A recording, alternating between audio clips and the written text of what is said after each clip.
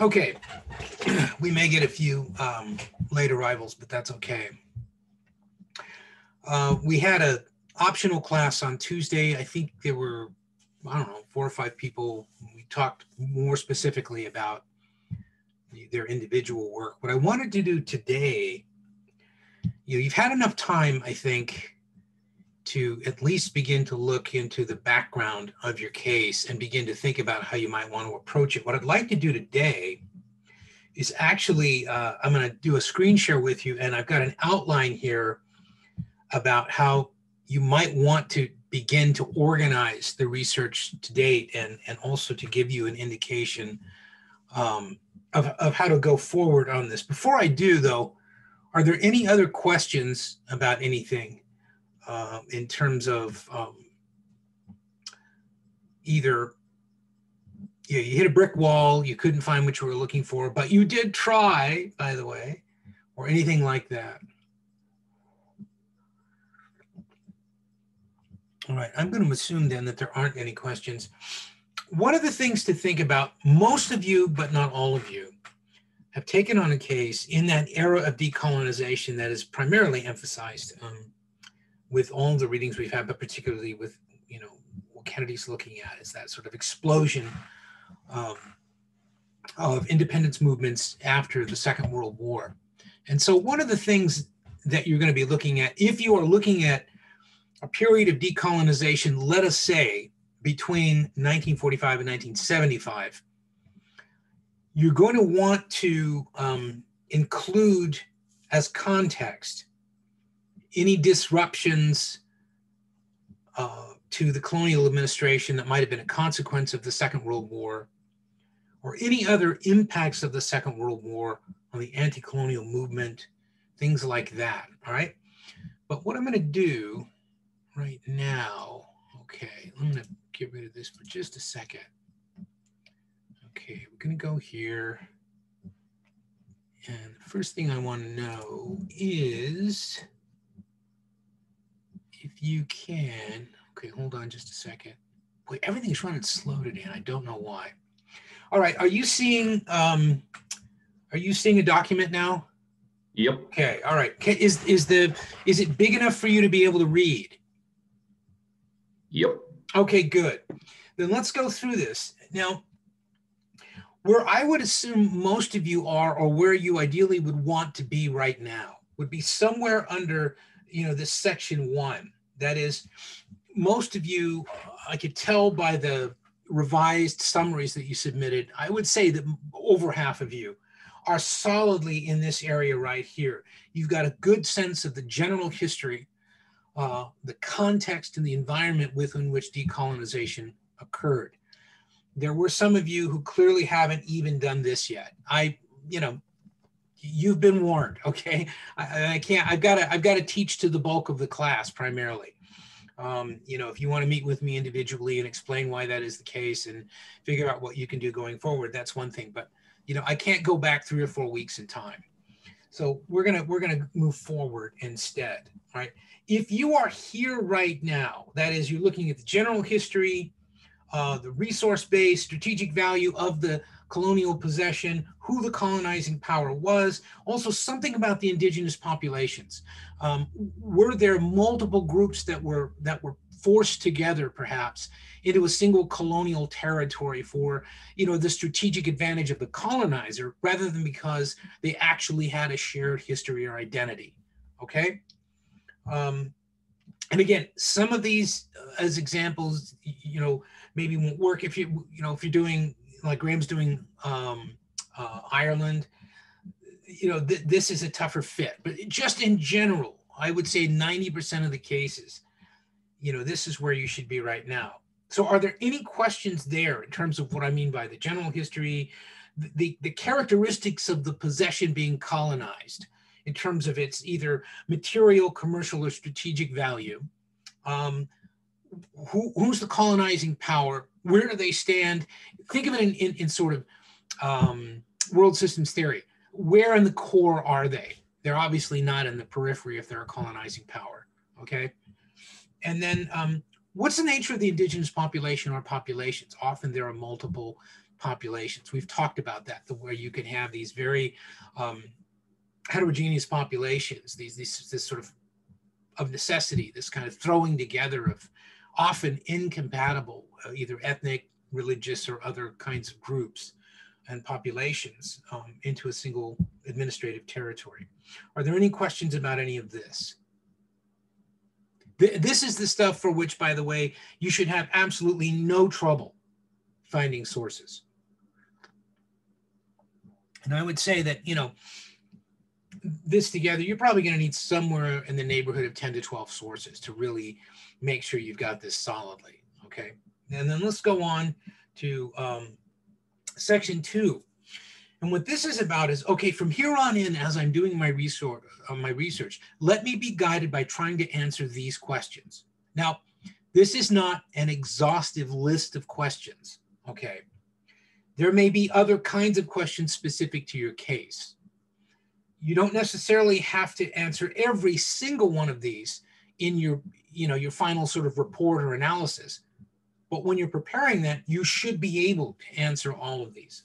So more specifically, generate a narrative citing available sources that is strongly supported by either available primary data or more likely secondary sources, in which you can explain why the territory was colonized. Obviously, that's going to link back to things like resource-based, strategic value, everything else. But why was this territory colonized, and obviously when?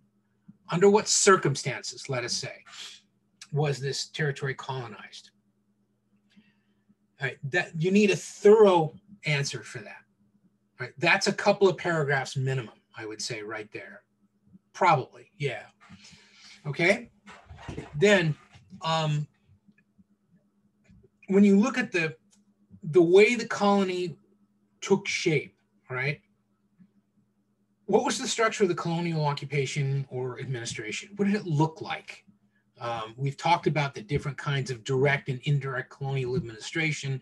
We've talked about the use of surrogates, collaborators in some cases, indigenous elites, warrant chiefs, that kind of thing.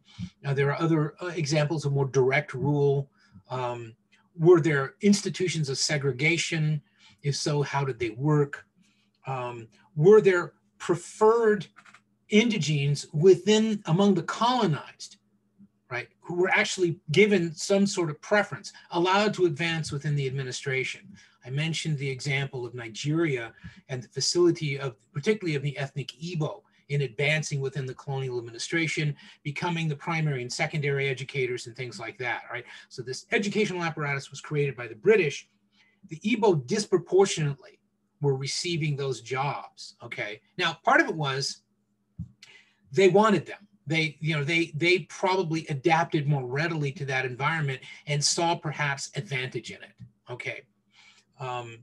And so they found themselves in some positions of skill and experience as a consequence of the colonial administration.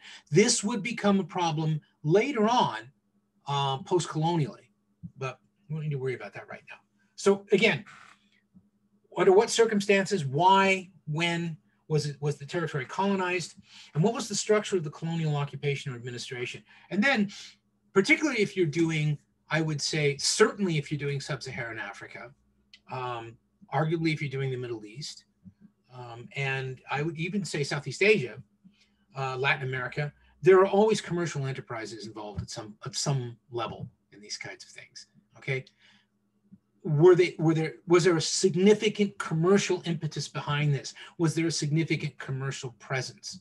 One of the characteristics of the so-called scramble for Africa was that initially that was driven not by governments, but by chartered corporations that were going in and just vacuuming up as much territory as they could for various reasons, but primarily for the profit of the company, okay? So are there any questions there in terms of that section on the colonizer? Now understand that I cannot see you, so you're gonna have to just start talking if you have a question. I can only see 4 other screens other than my own, the way this is reduced. Bill, I had one question. Okay.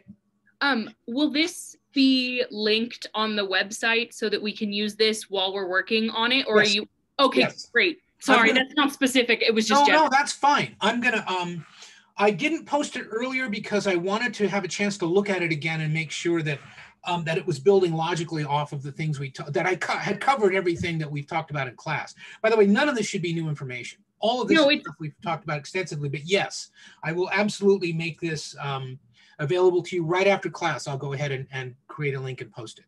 Perfect. Okay, thank you. Sorry, I was taking really detailed notes because I wasn't sure if it was going to be online, so that's good to know. Thank you. All right, but as far as taking notes, I would remind you, I've talked about this in the research class and other classes. We know that just cognitively, you are more likely to remember things you write down. Okay, I'm just saying. So if you're taking notes, I would say do it. But yes, this will also be available. Kyle, did you have something there? Oh no, I'm just screwing myself by typing it up and not actually writing it down. But you know, it's the same thing. Go home, get out of here. Like, I don't know. Like these economists, you know, they just screw up everything. All right, anything else on the idea of the colonizer here? Again, this shouldn't, tell me please if this sounds like new information. This should be extensive review, because the idea being, right, we've covered a lot of material, a lot of conceptual material over the last, let's say, 7 weeks. What I'm trying to do now is say, okay, now all you have to really do is organize that and apply it to your case, and you're done. This is, in other words, this isn't going to take extensive research. This isn't the kind of thing that you would do in a 498 paper or something like that, where you would devote an entire term to original research. This is largely extractive research, and think of it as assembling a report that you're giving to me, a briefing paper. Like I say, 5 to 7 pages, somewhere in that range, would be perfectly sufficient if it's well organized and it's informative, okay?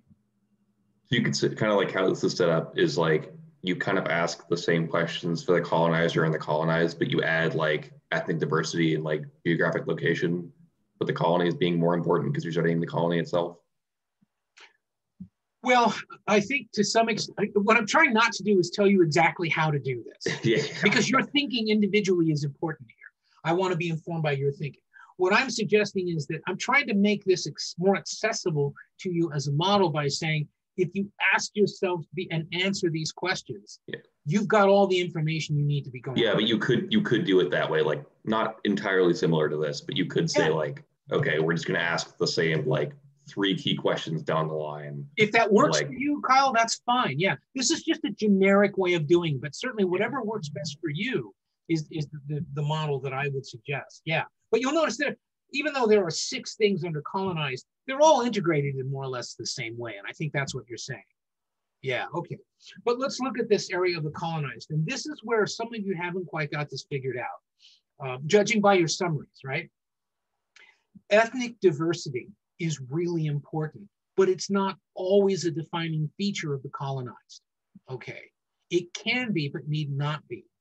Some parts, again, using Southeast Asia as an example, if you look at Vietnam, for example, ethnic diversity, I would suggest, is not nearly as important there in defining the contours of colonialism and subsequent anti-colonial mobilization as it would be even in neighboring Laos, okay, or as it would be in many parts of sub-Saharan Africa or South Asia. You know, it's you know, when you have, again, that fundamental tension between, say, oh, I don't know, Buddhism and Islam or something like that, that matters. That matters. Okay.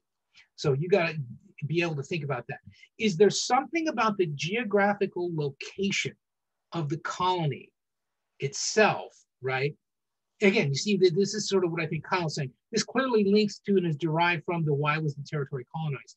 But in terms of geographical location, was there a potential advantage for the anti-colonial mobilizers, right? Was there any possibility that they might derive advantage themselves simply by virtue of being serendipitously placed geographically?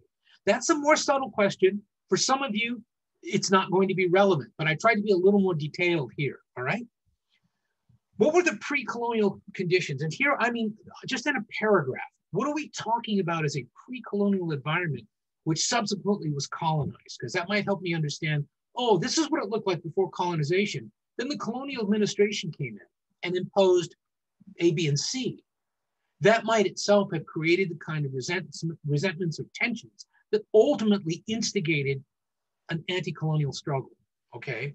So just briefly summarize, give me a flyover of, you know, pre-colonial conditions. Again, I'll use an example. I'm trying to stick with an example that I don't think anybody's using. I can't remember now. Maybe, I don't think anybody's doing Nigeria. I can't remember. So that's why I keep coming back to that. Plus I know it well.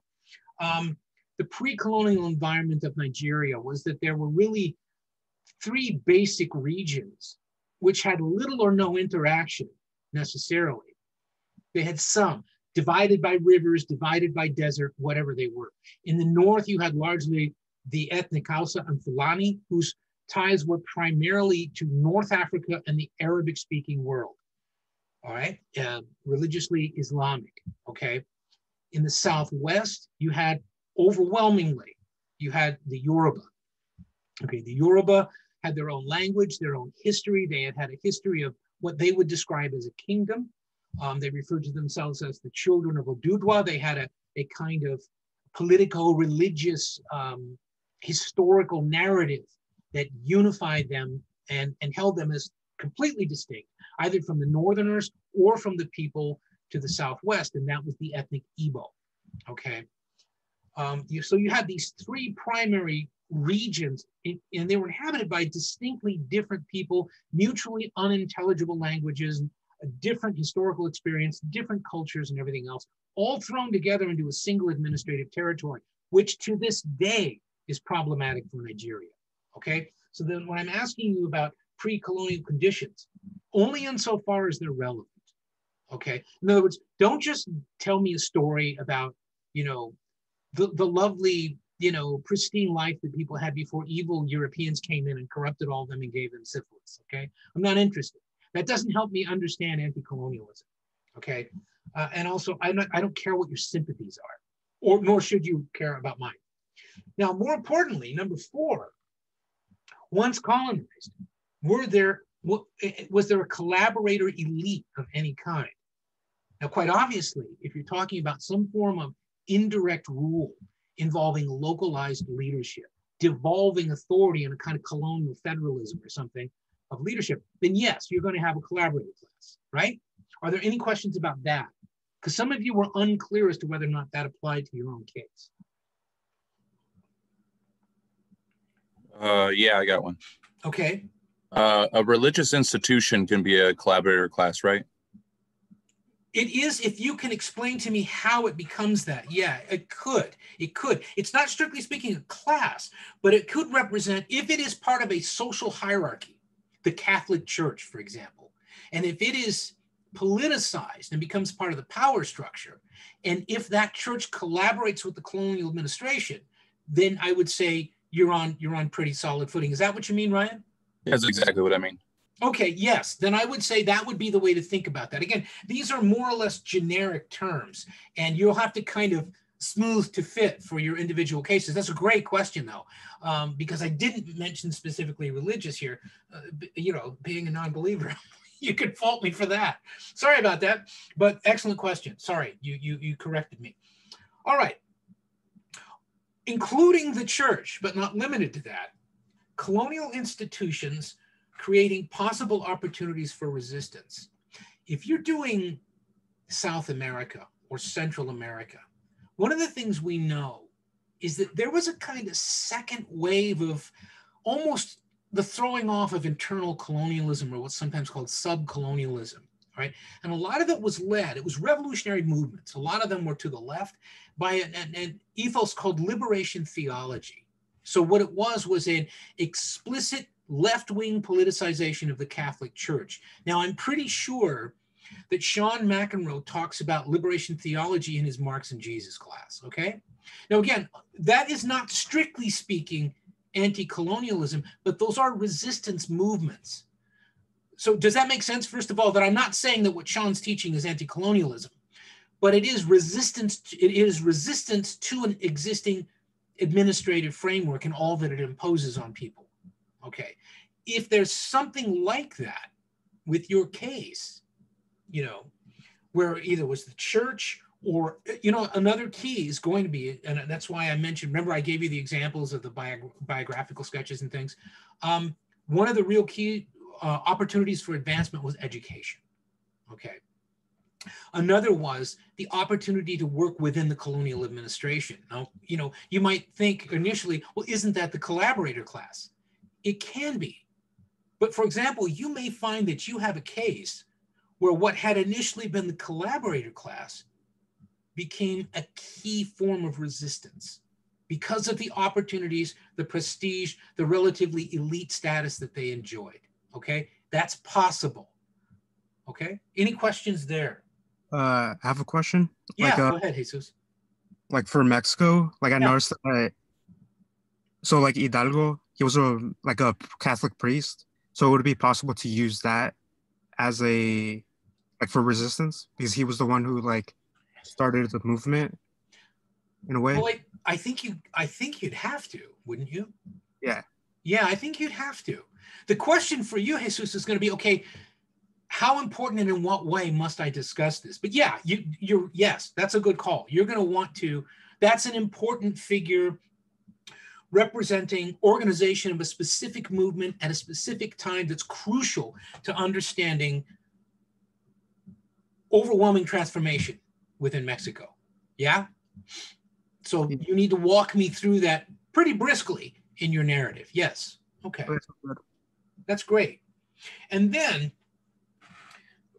number 6 here is catalytic events triggering anti-colonial struggle. And this is where I want you to be very careful. Well, I want you to be careful with all this, but one of the things I think if you looked at Howe's discussion of empire, particularly if you looked at even Reinhardt, Kennedy, when they talk about the First World War kind of prefiguring, not immediately triggering, but prefiguring a lot of what we would come to see as, you know, often violent decolonization after the Second World War.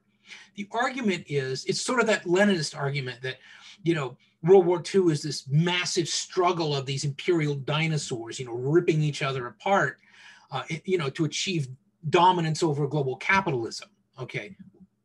Obviously, we'd have to make an exception for the Soviet Union, unless you say, well, no, they were trying to achieve dominance of the global economic system by imposing Soviet socialism. Okay. Anyway, it becomes an imperial struggle. Okay.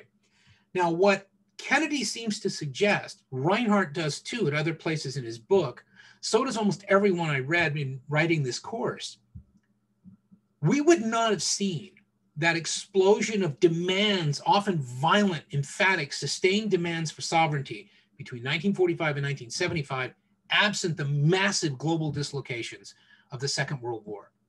Okay. And then some people would argue enhanced by the ideological conflict of the immediately crystallizing Cold War. So one of the things to think about is, was it primarily the Second World War, or was it the dislocation of the Second World War and then the ideological opportunism of the Cold War? Here I'm obviously thinking of Southeast Asia. Okay, but you could also talk about parts of sub-Saharan Africa. You could talk about those areas in particular where you simultaneously have these two catalytic events or things that happen, right? You have the culmination of the Second World War.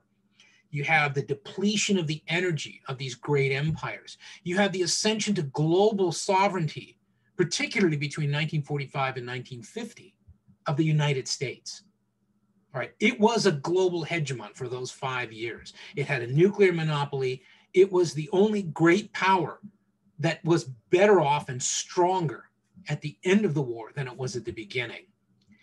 We were engaging in this massive multi-billion-dollar Marshall Plan to try to destabilize insurgent left-wing movements throughout Europe and everything else by rebuilding economies quickly, right? And so, like, if you look at Vietnam, yeah, catalytic event, Second World War, mobilization, the intervention of the Japanese, the continued reemergence of the Vichy French after the war as continued French colonial administration, mobilization, resentment, the Viet Minh, and then Soviet and communist Chinese interventions under ideological as well as geostrategic terms.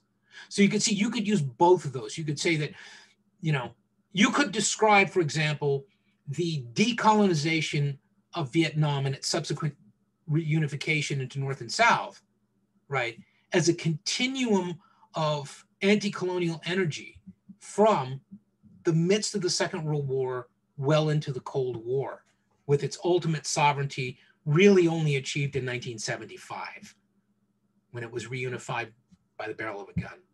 Okay? So does that make sense? If you were looking, for example, if you were looking at Mozambique or Angola, right? Okay, you're talking about operational decolonization circa 1975. Catalytic events of that, the most important catalytic event of that, probably is the exhaustion of Portuguese fascism and the end of Estado Novo, okay? Because it was one of the few remaining openly fascist regimes, along with Franco's Spain, after the Second World War, okay? Now, part of that is because Portugal, unlike the other European powers, had remained neutral throughout the Second World War. And so its colonies were not as severely interrupted in their administration by that war, as was the case, for example, with Britain or France, or even Italy, okay? So am I making sense? How you can make those distinctions. The more catalytic event is the exhaustion of Estado Novo, circa 1973 to 75. You have an internal, almost really a revolution within Portugal that spills out to and connects with these ongoing demands for sovereignty by the colonized in Mozambique and Angola, for example. Okay? Okay, now during, you know, then when you're talking about the actual process of decolonization, in other words, everything we've done so far is, this is all that prefigured the ultimate moment of decolonization, even if that moment took 20 years, okay? So again, was it as a consequence of disruption or war? Was there sustained armed struggle? Okay, we talked about the sort of spectrum from conciliation to coercion. Was much of the settlement negotiated? Were there initial attempts to negotiate? Were those then abandoned? Was the only option left to the colonized armed struggle? Did it start violently? Did it end violently? You know, what was the nature of that decolonization? What were the emerging anti-colonial movements? Because typically there's more than one. There were often where there had been a dispossessed monarchy of some kind. There might be a royalist movement. There might be, again, particularly in the context of the Cold War, another movement that might be Maoist or Marxist-Leninist. You know, that's an ideological struggle, okay? It might be along ethnic lines, okay? It could be regional. In other words, you think about Southeast Asia, the whole Indo-Chinese peninsula was destabilized by the end of the Second World War and pretty much stayed that way, you know, all the way, really all the way through, I would argue, through the Khmer Rouge. And that takes us into the 80s. Okay. And then what was the culmination of it? How did it end? What was the final settlement? I'm not really interested in what happened after decolonization. Okay. Now, are there questions? You want to go back on any of these and discuss them, or anything else that you're curious about? So I have a question. Yeah. So so I'm doing the Congo, and the Congo crisis strike has an important hasn't played an important role during the Cold War because it had both Soviet and American involvement in it. Is that important for that process of decolonization, or should that be a glossed over? Well, no, wait a minute. You're asking me a question that I need you to answer. Right? Well, I would say yes, but okay. More importantly, you would say yes, but why? On the basis of what evidence would you say? You know, in other words, one way to think about it, Cole, is had this not been the case, would the anti-colonial struggle have taken the same form? Would it have Probably been less not. likely I don't think so. I think you're right. There certainly isn't. I would say that one of the terms that a lot of other of my colleagues don't like that I use at conferences and stuff when I used to go, and I don't anymore because they're all boring, was ideological opportunism. That is, it often these strident, usually left-wing political ethos kinds of things that you would hear were like a mile wide and an inch deep. And here I'm thinking of people like Sukarno. I mean, he was about as communist as I am. You know, the guy was essentially really more of a fascist than he was a communist. But he used that energy of that kind of left-wing radicalism, even though clearly he wasn't really a left-wing radical. And the longer he stayed in power, the farther to the right he moved. Okay, but still, there's no question that the ideological struggle of the Cold War was a key component to his rise to power, to the consolidation of independence of Indonesia and everything else. So that, again, does that help at all? Yeah, that makes sense. Okay, yeah. Again, not every one of these questions is easy to answer, which brings me to the last thing I wanted you to consider. As you're going through the literature and you're addressing these concerns and questions that we've gone over, are there still points of controversy in the way that social scientists or historians analyze these things and in the way that they explain what happened? Because if there's a controversy, I don't expect you to sort it out. I expect you to be able to identify it, tell me why it's important. If there is not general consensus on the narrative from colonization to decolonization, and there are points of dissensus, there are points of conflict in terms of the way that it's analyzed, identify those and explain them to me. You don't have to go any farther than that. And some of you are doing cases where that might very well be the situation you run into, okay? All right. Is there any reason why I need to leave this up here? Anybody want to go back on anything? Because remember, at the end of class, I will post this and you can download it and play around with it. All right, then I am going to stop my screen share. There. Now, did that help? Okay, because, you know, do you understand why I didn't do this earlier though? I wanted, it's sort of like that thing of I'm going to throw you in the pool. I'm going to see if you can swim, but don't worry, if I see bubbles, I'll come in and get you. You know, and that's kind of what, you know, Tuesday's class was about. I saw some bubbles and people showed up and said, hey, can I talk about this? Yes, I can do that. Yes, I can. But also because I think all of you should be judging by your summaries. You're at about that point now where you want to move on to that section 2 of framing those questions. You've done enough background. Now we've got to make sure that from here on in, as you do your research, it's organized, it's systematic. This model of doing this was something, I have to say, that was never taught to me. I wish it had been, because my undergraduate work would have been so much more productive. I didn't learn this until graduate school, because I had to learn ways that I could discipline my research, because I'm one of those people, I'm like a dog that runs out and has a natural instinct to be a retriever, but isn't trained. And so everything that moves in every stray scent, I run off and chase it into the shrubs, right? And I mean, yeah, it's good. It's a rookie mistake, but at some point I had to learn how to discipline that. Making this kind of outline is what imposes that discipline on me. But I also realized there was a point beyond which, or until which, I was not yet ready to do that because I didn't have enough background.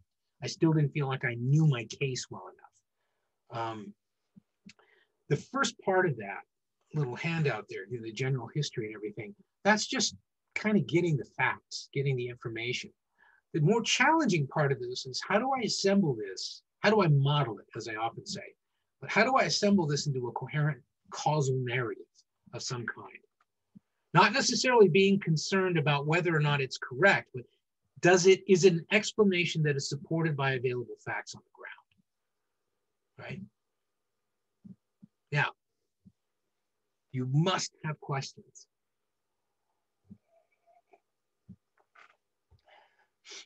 Because that was a lot of information, but I think it's in a relatively concise form. And so sometimes it's a little bit of a slow release poison, and you think, well, wait a minute, what was that thing you said about private actors? Would that include fill in the blank? You know, it was like the question about religion. Not in every situation will the presence of the church really matter as much as we might like to think, but in some cases, it's an absolutely crucial element, either of the colonial administration itself, or in terms of kind of ideational opportunism. It's a chance for people to use an institution imposed by colonialism to their advantage in some cases. I have a weird question that I think might fit. So you're saying like looking for like a kind of a gap in a narrative, like maybe two different general arguments or like causal arguments for decolonization. If it's there. I might not be seeing a gap in a narrative, but I feel like maybe there should be, almost. Okay. Like it feels like at least for I'm doing Egypt, right? And it feels like they're like, okay, the original government that was given powers by Britain gets demolished, and then the original government's all very mad about it, and they make all this fuss in Cairo, and eventually like they get everybody else on board. But it feels like there's like a missing link almost between like kind of this like elite government sector and like the entire countryside acting as an anti-colonial force that like isn't really addressed yet. I'll probably find something to that effect, but I haven't found it yet. Yeah, one way to think about that, and it's interesting that you bring that up because I was doing a bunch of reading this morning on the Arab Spring and the use of social media. I would suggest, and maybe there's something about Egypt, Kyle, I don't know, but I found the same kind of disconnect in analyzing Arab Spring at the time, where clearly Arab Spring was not a movement of the countryside. It wasn't. It was disproportionately the relatively well-off middle class, merchants, educators, public employees, people like that, who had just had a bellyful because the Egyptian economy had been completely stagnant for so long. There was an obvious contraction of opportunities. Then they started experiencing inflation and scarcity and a lot of other things. So one of the reasons why social media were so important, was that, this was largely a middle class or relatively privileged movement. It took a while for the countryside to get on board. And when they did, horror of horrors, you have an election. What do you get? The Muslim Brotherhood. Okay. I don't know if I'm making sense or not, but I think that is the nature of politics in Egypt, right? Which is there's always that sort of metropole periphery split in Egyptian politics. There are the more sort of internationalist, cosmopolitan, relatively well-educated, professional, high-skilled aspirants. But you know where else we saw it? Iran. The original Iranian revolution was driven disproportionately by students and educators, but it was co-opted very quickly, right? Particularly as the rumblings of it spread to the countryside, it was co-opted by more radical Islamic elements and things like that. So it may be that there's something about either Islam or the Middle East, or there's something there in terms of a really profound split between city and country. I'm just saying, I'm trying not to tell you what to do, but I'm saying that would be where I would look. Yeah, that kind of clarifies. Okay, well, I mean, insofar as it's clarified. Yeah, insofar as it's kind of a guess, but it's. Yeah, and it is. It's all we got, right? Sorry, Kyle, go ahead. An educated guess is all we've got at this point. At least all I've got at this point. Exactly. And you know what? Ultimately, that may be all you have, but kind of give me as much of that guess as you can. And if you come down on one side or the other, to the extent that you can explain why, it really doesn't matter that you're wrong. What matters is, I see your logic. Okay, I will be informed by that because it sounds like it's a plausible narrative. It doesn't have to be the last word on something that professional scholars and diplomats might not be able to resolve. But the more I think about Iran, the more I think about Arab Spring, the more I think about more recent disturbances, that city-country divide is really profound. I would argue that right now, one of the biggest divides in this country is not so much Republican and Democrat as it is sort of urban and everybody else. I mean, there really are two countries here increasingly. One of them is small town, rural, kind of the ag belt, things like that. And the other one is the coasts and those really densely populated urban centers where you have all the universities and you have all the high school professionals and 70% of GDP is produced and everything else. I would imagine it would be the same in a place like Egypt. You know, it was pretty funny because you talked about the Arab Spring, and I was searching like Egypt revolution just to get like very like, you know, very general search terms, right? And it was like 2007, and I'm like 2000. I'm like, what the heck? I'm like, oh right, there's like that exists. Yeah, yeah, And so yeah. Sometimes it never stops. You know, maybe, you know, some people would argue that this is what, you know, the sort of post-Marxists were talking about by permanent revolution. That, you know, once you get this going, it's very hard to stop. yeah, I was looking for like, you know, like 1918, something like that. And I was like, that's a lot more recent than I was expecting. But Well, you know, it is interesting though, because I've been looking up again for the first time in a long time at Southeast Asia. And I don't know if you're aware of things like the Milk Tea Alliance and the demonstrations ongoing in Thailand and Laos right now and things like that. That's that same sort of revolutionary fervor that founded Laos in the first place as a sovereign state. It hasn't died.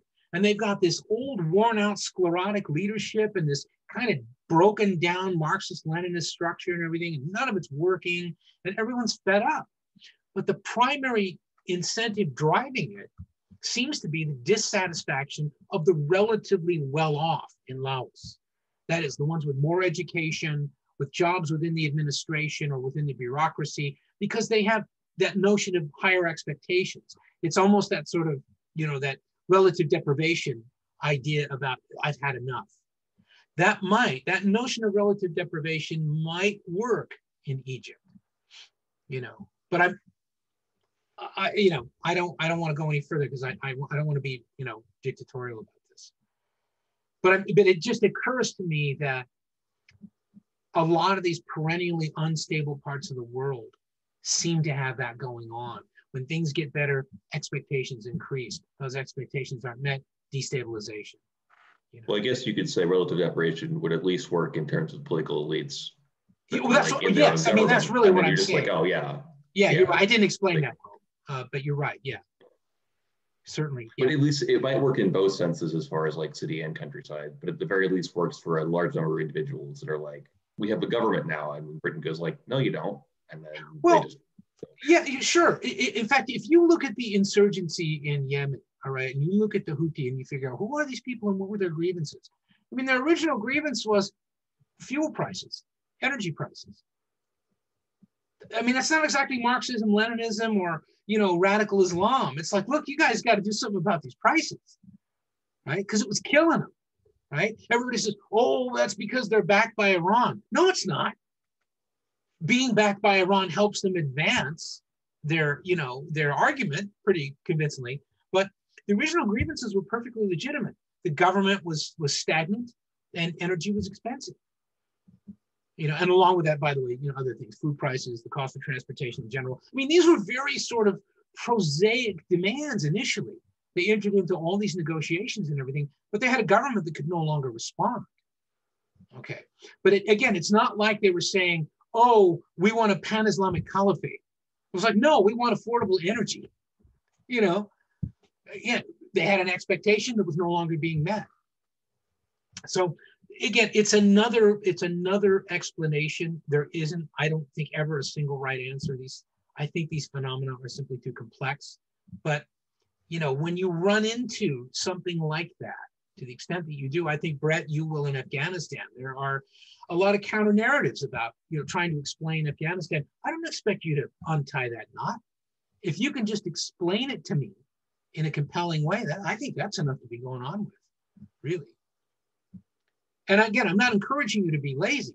I don't hear anybody trying to dodge out on their work. It's just that, you know, we can't be expected to solve problems that 50 years of history couldn't solve. Otherwise, we'd all be making lots more money.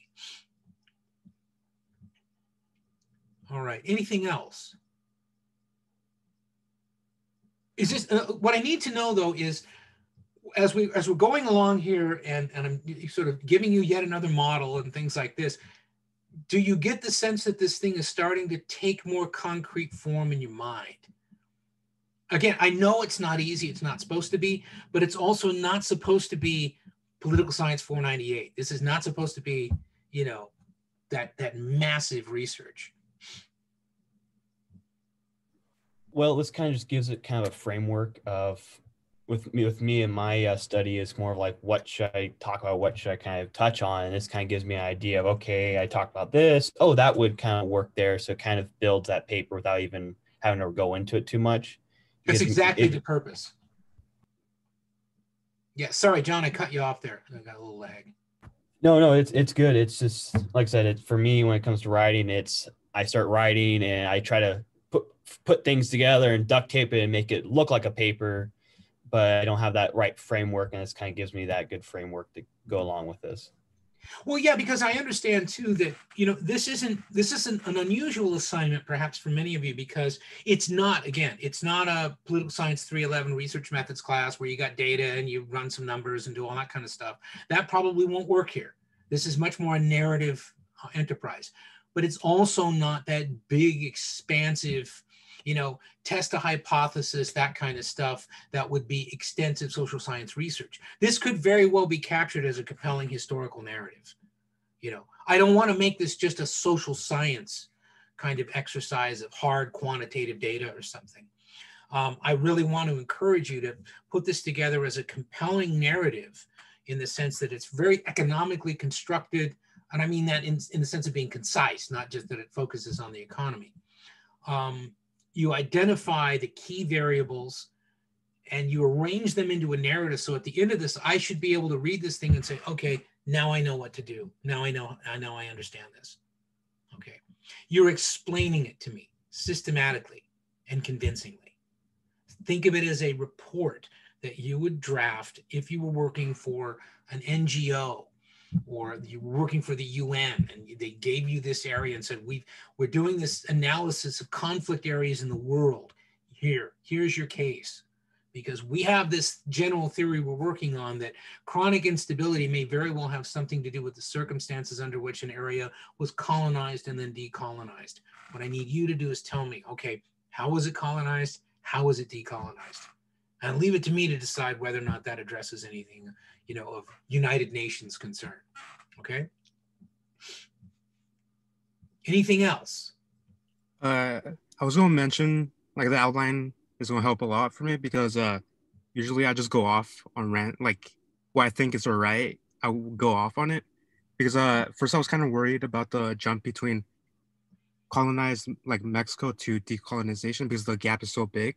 Mm-hmm. And I was like, I don't know how I'm going to do it, but the outline is going to help me, like, cut the difference between, like, when it got colonized and when the decolonization started. Yeah, and Mexico is a challenge too, because of the long historical throw weight that you're dealing with. I mean, there's just this really long, complex, very rich history. And the challenge for you, Jesus, and a couple of you as well, I think probably Brett with Afghanistan, is, when we talked about this a little bit on Tuesday with Brett's case, is, wait a minute, where do I start this thing? And then where do I kind of stop it? You know, it's like, I think Mexico has some of that element of sprawl to it. So yeah, if this helps you kind of, I don't know, more precisely capture the case, then that's good. Okay. Remembering again that as soon as we get done here, I'll go ahead, create a link and post it on the Moodle site. Okay. Now, looking at the Moodle page, okay, let's see. We will meet. We've got a couple of ways we could do this now. Okay, we could, next Tuesday could be kind of like last Tuesday was. Because, you know, you are kind of quasi-independent right now. What do you think about us? I want to leave it up to you.